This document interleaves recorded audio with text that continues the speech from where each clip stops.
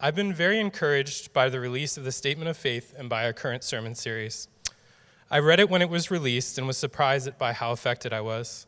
The devotional aspect shouldn't have surprised me because of our amazing God, but it helped me to appreciate God's glory and character in a succinct and clear way.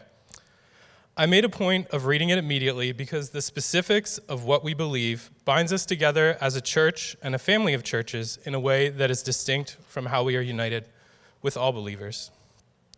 Over the years, God has used things like statements of faith, membership classes, and sermons to help me wrestle through topics like believers' baptism and gifts of the Spirit, where I was less familiar or uncertain.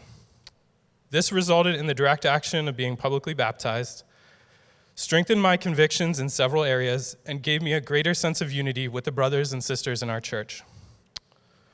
Another aspect that has been helpful is seeing the larger picture of God and his work. I work in IT systems design and support. On a daily basis, we are investigating and resolving issues. This day-to-day approach is tactical and focused to meet immediate needs.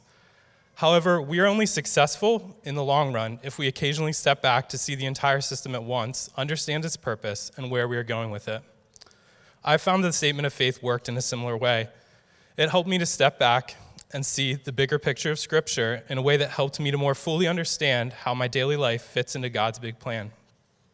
While the Bible alone is sufficient and interprets itself, it is helpful to gather this topical information together and discuss it in forms like systematic theology, statements of faith, catechisms, or sermon series. This series helped me to consider glorious truths like the Trinity and creation that don't naturally occur to me to think about in my day-to-day life.